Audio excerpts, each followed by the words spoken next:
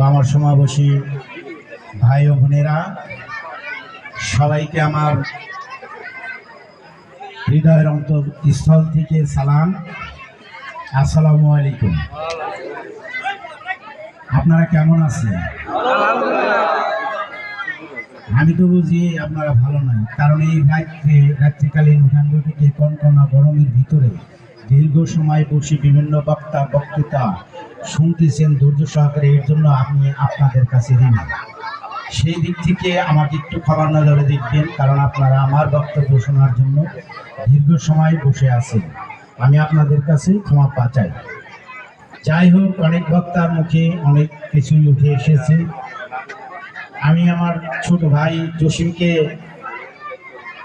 প্রথমে আমি ধন্যবাদ জানাই, কারণ ও নিজের স্বার্থটা দেখে নাই, ও কিন্তু দেখছে ওর এলাকার স্বার্থ।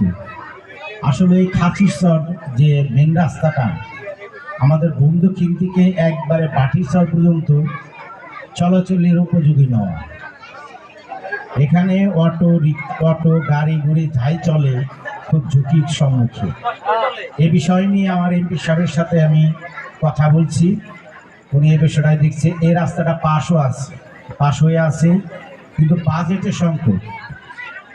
বাজেটের সংকটের জন্য এই রাস্তাটা মেরামত হইতেছে না। তবে আশা করি এই রাস্তাটা অতি দ্রুতই মেরামতের কাজ শুরু হবে। আসলেও আমরা ধলা ইউনিয়নের জনগণ যারা আছি, এখানে আমার পিতৃতুল্য অনেক মুরব্বীগণ আছে, আমি তাদের উদ্দেশ্য কিছু কথা বলব। আমি আপনাদের ছেলের মতো, আমার পরিচয় দেওয়ার মধ্যে কিছুই নেই। আমার বাড়ি দক্ষিণ দলা, আমার নাম আল হাসান।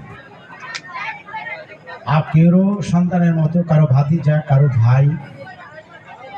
যাই হোক, আপনাদের যে উপস্থিতি আজকে আমার হৃদয়টাকে মুগ্ধ করে দিয়েছে।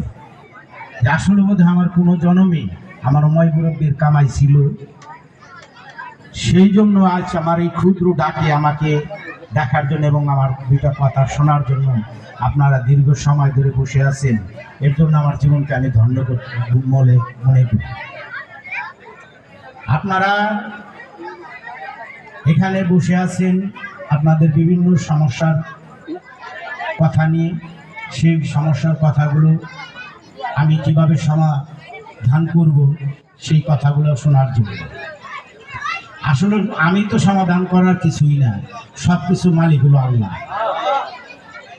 আল্লাহ তাআলা যদি আপনাদের সহযোগিতা, আপনাদের ভালোবাসা আমার লক্ষ্যবস্তু স্থানে পৌঁছে দিতে পারেন আপনারা, তাহলে ইনশাআল্লাহ আপনাদের এই অসমাপ্ত কাজগুলো আমি সমাপ্ত করে দেব।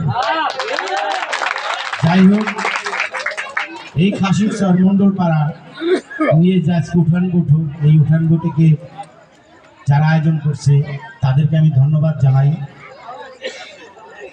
মন্ডলপাড়ার মুরব্বীদেরকেও আমি ধন্যবাদ জানাই। আমাদের হৃদয়ের স্থল থেকে তাদের জন্য আমার গভীর শ্রদ্ধা জ্ঞাপন করছি। আমার জন্য এত বড় আয়োজন, সে আয়োজনে আমাকে দুটি কথা বলার সুযোগ করে দিয়েছে, তাদের অসংখ্য ধন্যবাদ।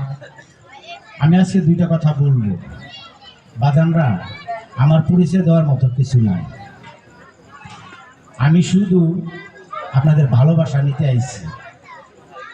কারণ দুনিয়া তো বেশি দিন থাকার জায়গা না, থাকার জায়গা, দুনিয়া থেকে তো যেতে হবে।